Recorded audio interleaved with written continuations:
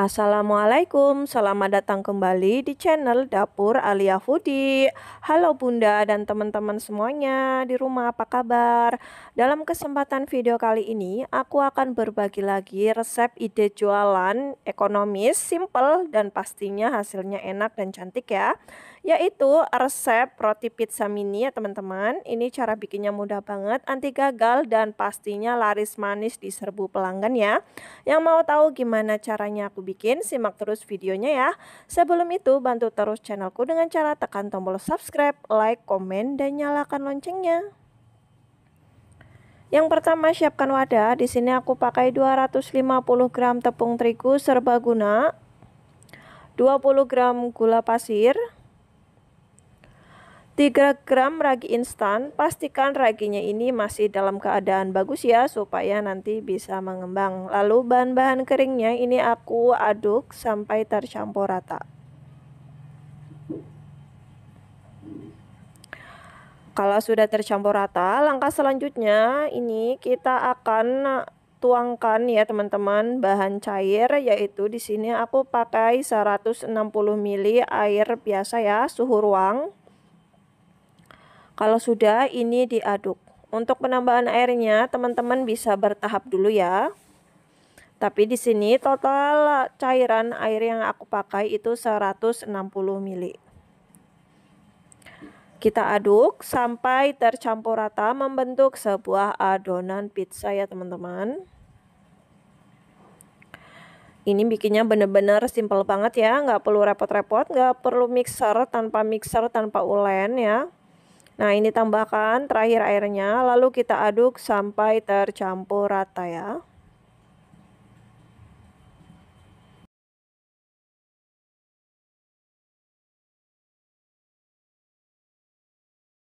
Nah, ini sudah membentuk adonan ya teman-teman, sudah tercampur rata. Selanjutnya kita tambahkan 20 gram margarin dan 1 gram garam. Kemudian kita akan aduk kembali sampai tercampur rata. Kita aduk. Di sini aku mengaduknya menggunakan centong nasi ya. Teman-teman juga boleh pakai spatula, cuman kalau pakai spatula dia lentur-lentur gitu ya. Jadi disarankan kita gunain ini ya, centong nasi supaya mudah. Nah, ini udah mulai ini ya, udah tercampur rata. Kemudian ini aku lumuri tangan dulu menggunakan minyak ya, tipis-tipis. Kita akan bulatkan adonan pizzanya terlebih dahulu. Teman-teman boleh ambil adonannya kemudian dibanting-banting atau dipukul-pukul ya, supaya permukaannya ini halus. Nah, seperti ini ya teman-teman tuh, gampang banget ya, tinggal dibanting seperti ini supaya permukaan adonannya ini halus. Kalau sudah halus, siap kita padatkan dan bulatkan. Lalu ini aku akan taruh, kemudian akan aku istirahatkan adonannya selama kurang lebih 30 menit. Ini aku tutup menggunakan plastik wrap. Teman-teman boleh tutup menggunakan serbet kain bersih ya. Kemudian ini akan aku proofing dulu dan sisihkan terlebih dahulu ya. Untuk selanjutnya ini siapkan 3 buah sosis sapi sedang ya teman-teman.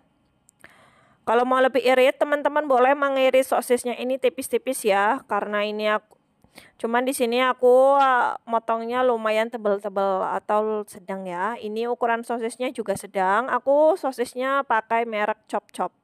Sosis sapi Chop Chop ya. Untuk merek sosisnya bebas, silahkan sesuaikan dengan selera teman-teman di rumah masing-masing.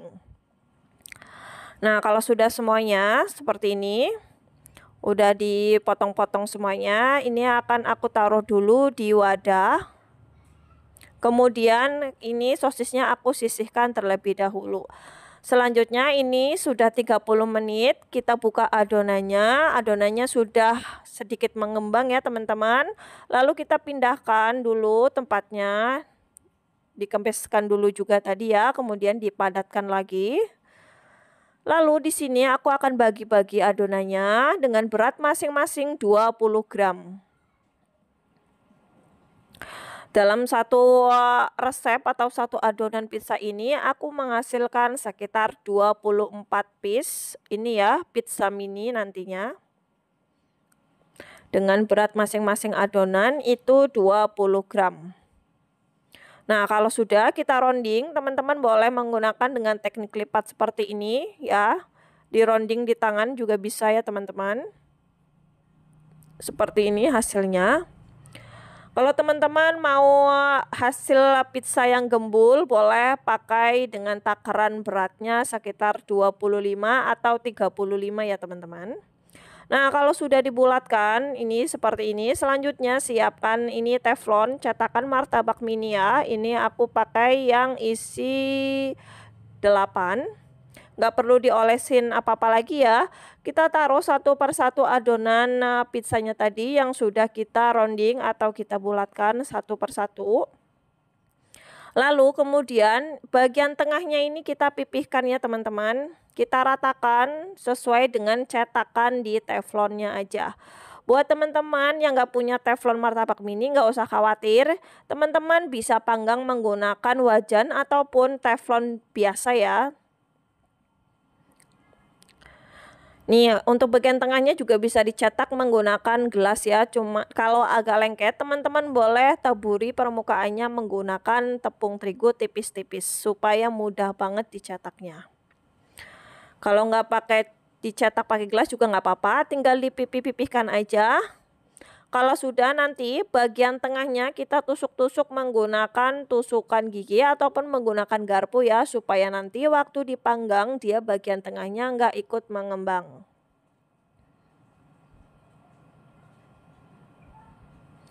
Kita lakukan sampai selesai ya, teman-teman.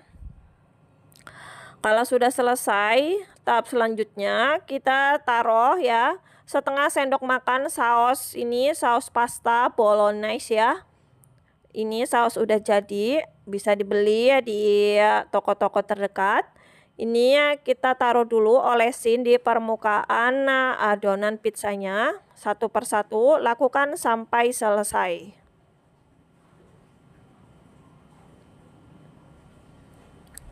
Diratakan juga ya, teman-teman. Jadi nanti supaya hasil permukaan pizzanya itu cantik. Kalau sudah kita taruh tadi potongan sosis ya, di sini aku taruh 3 piece potongan sosisnya.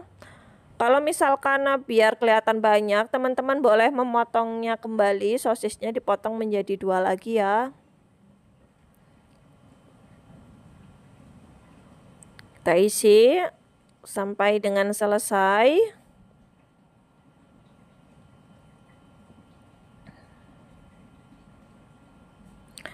Untuk selanjutnya, kalau sudah selesai, di sini aku isi dengan ini ya, mozzarella lembaran itu ya, teman-teman. Di sini aku pakai 2 lembar mozzarella yang aku potong-potong menjadi kotak kecil-kecil seperti ini.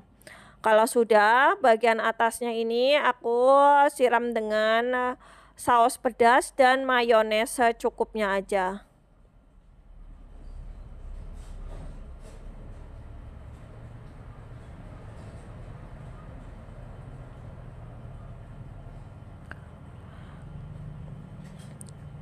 Tahap selanjutnya ini terakhir ya, aku taruhin daun parsley ya, teman-teman, supaya tampilannya nanti hasilnya lebih cantik dan rasanya pun gurih. Lalu ini aku akan panggang ya di atas api kecil ya, teman-teman, selama kurang lebih 3-5 menit. Tapi di sini 3 menit, 4 menit ini udah matang ya, teman-teman. Kalau sampai 5 menit aku rasa nanti bagian bawahnya udah terlalu matang atau coklat banget. Dan ini dia hasilnya yang udah aku panggang selama 3 menit. Hasilnya seperti ini ya, udah matang. Tadi karena ada yang kelamaan manggang, jadi bagian bawahnya ada yang berwarna coklat banget. Kita keluarkan dulu dari dalam cetakan. Keluarkan satu-satu.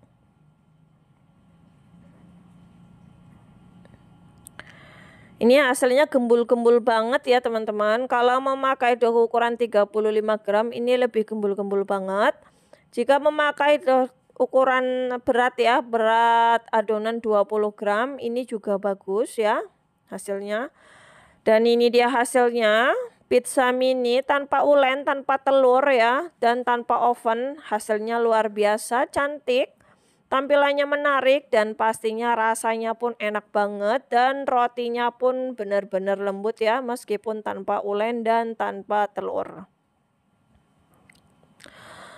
Untuk tahap selanjutnya di sini aku akan bungkus dulu satu persatu menggunakan plastik OPP ya.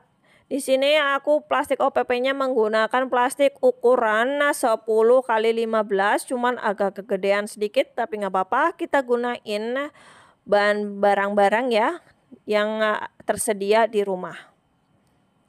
Nah, kita bungkus satu-satu karena kebetulan ini udah terjual habis ya teman-teman, udah di request sama pelanggan aku. Jadi aku bungkus satu-satu buat nanti siap dikirim.